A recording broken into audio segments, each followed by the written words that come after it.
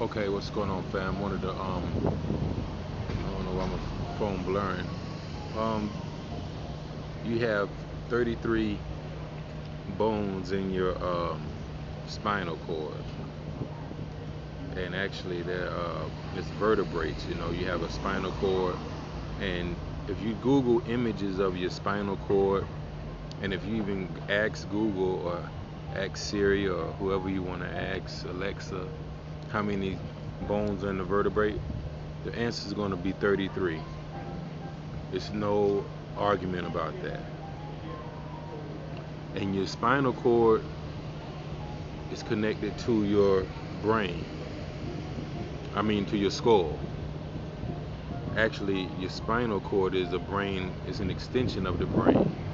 It also thinks, just like like your brain does. But Jesus dies at age 33. The spinal cord, the number of bones in the spinal cord of the vertebrae, and he's crucified on a place called Golgotha, the place of a skull. Now, is that a coincidence? And again, the answer is no. It's not a coincidence that Jesus dies at 33 and he's crucified on the place called Golgotha, which is the place of a skull, a Calvary. And you can see that in Matthew 27 and 33, I believe it is. And they even put 33 in that scripture, Matthew 27:33. So you have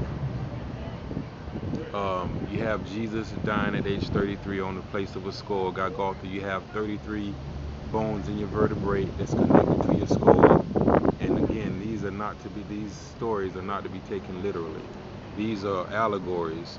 It tells you actually in the book of Galatians, and I'm not against the Bible at all. I actually happy for the Bible. The Bible is a good book because it enlightens the wise and it enslaves the foolish. And that's not a quote from me. That's a quote from, I think it was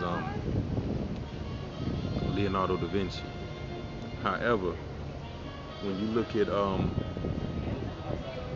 at Galatians 4, chapter 22 through 24, it tells you how these are allegories.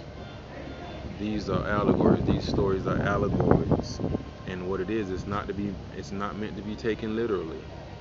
It's meant for you to take the stories.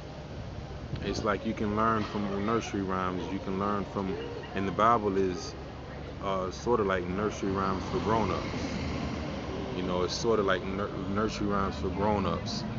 There's some other things that I can talk about in it, but I just wanted you all to think about that if you get a chance to look up this information, how you have Jesus being 33 at the age of death, and he's, I've said it before, but just take a look at that information.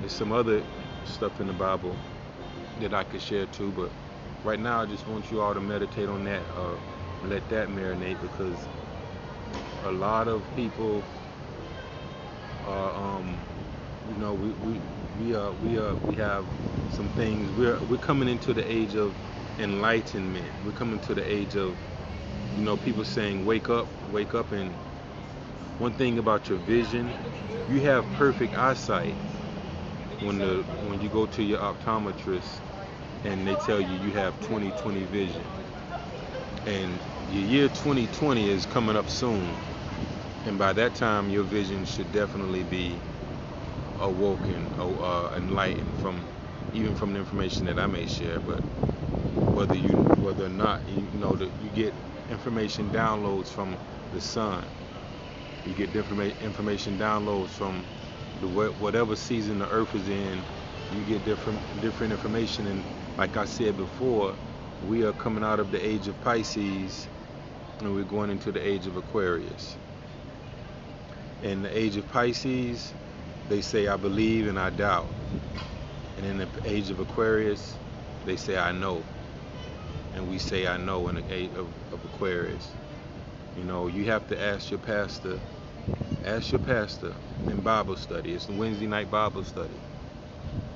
So ask your pastor what if you Google signs of Aquarius, if you Google signs of Aquarius, you're going to see a man pouring a pitcher of water, and those waters are the waters of truth. If you Google people who are Aquarius, or if you Google Aquarius, you'll see that's the sign of a man with a pitcher of water. And then you look at Luke 22:10, when the disciples asked Jesus, "Where should we have the upper room at, the Last Supper at?" And he should tell them to go. Just look at Luke 22:10, and he tell them to go into the city next, and you'll see a man finding a pitcher, bearing a pitcher of water, follow him. And it's pretty much telling you that the age of Pisces is coming out, so you got to follow Aquarius. But that's all for right now, family, and we're gonna talk soon. Peace.